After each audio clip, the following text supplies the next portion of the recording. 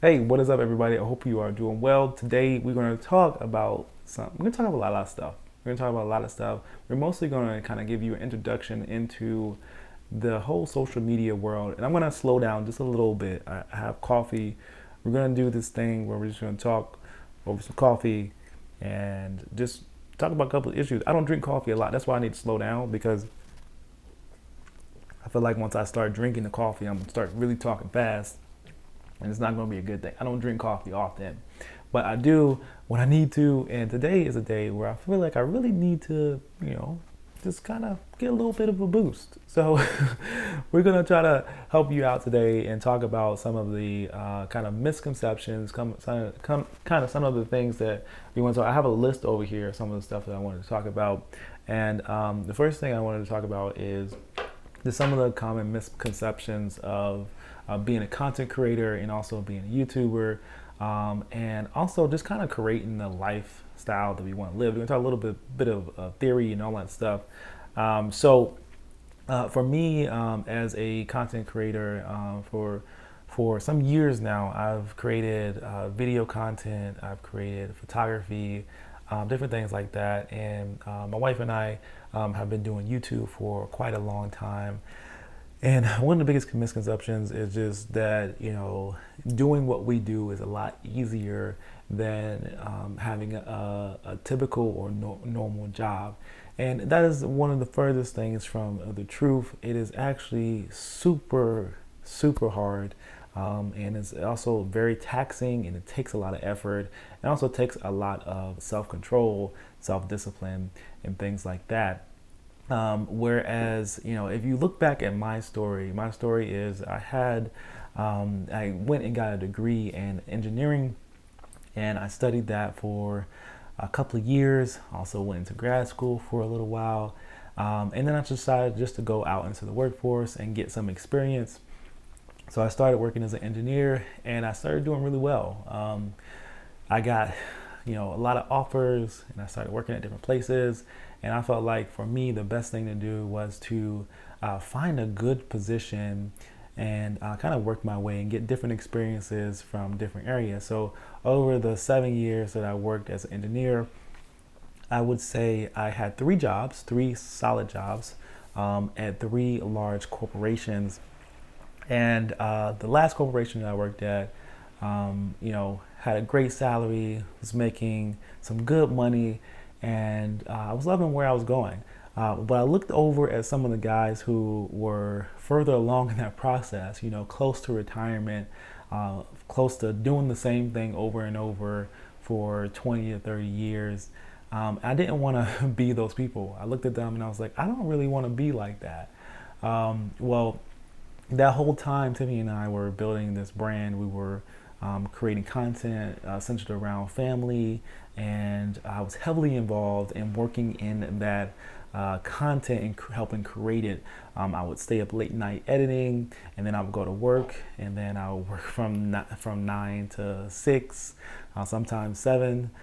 Because I was a salary employee and they didn't care. You had to stay there until you got your work done, and it was tough, man. It was a tough time, but eventually I ended up getting laid off from that job. Got laid off, and that was like it was a shock for me because my whole conception of or my whole thought process behind a 9 to 5 job was that it was steady, that it was consistent, that it was reliable. And waking up on a random Tuesday and getting told that you no longer have a job, it's that's not reliable. That's not consistent. That's not something that I would want to hang my hat on. So that experience to me kind of flipped my whole world upside down and made me realize that nothing is guaranteed other than the work that I put into myself and the work that the things that I work for is what is going to be consistent and what is going to be something that I can rely on. Not on some corporation, not on how well they do, not on how good they, take their money and use their money and where they put it at. Not on the stock market, not on, just all that stuff. I felt like it made me realize that I really didn't have control over my own destiny. So really had to look at what type of lifestyle that I wanted to live and what type of lifestyle that we wanted to live as a family. So the good thing is that we were building that brand and we were creating something and we were able to make money off of it. And at the point in time that I was laid off, we were able to sustain ourselves. We were able to actually make money and focus all of our attention into it and actually, increase that income from there. So there's a ton of things that I wanted to talk about as far as the misconceptions, but that's one of them. Just feeling like it's going to be easy for you to do this. It actually takes a lot of hard work, but the good thing about it is that the hard work pays off. The hard work is directly reflected in the income when you do get to that point where you're able to make income. So another couple of things is that it's going to be, one, I just talked about how is it going to be easy? No, it's not going to be easy. Like there's going to be some time where you have to really put into this craft and really understand like that, you're going to put a lot of effort into it and not get much back initially. So a lot of people get frustrated with some of the tactics and the things that I talk about, things that you need to try to do and things, that you should be implementing into your social media accounts. But you need to really implement those things and implement them on a consistent basis in order to see some revenue and some results from that. If you don't do it for a long period of time, then you won't see anything back from it. So you're gonna be investing a lot into this, and you're gonna have to be able to see something that no one else can see. You're gonna have to be able to see that you can grow this, and that it's going to take some time, but you have to put the effort into it. You have to work really hard at it. That's all I had today about just the common misconceptions. But I want you to take a couple of tools away today, and really think about what it is that you want to do as far as your business, as far as building your brand. Really think about what's something that you can put the most effort into and it not feel like work. What is something that you can really dive deep into on a daily basis, something that you can talk about nonstop. Maybe it's something that you already do. Think about those things and try to center your brand and your business around that.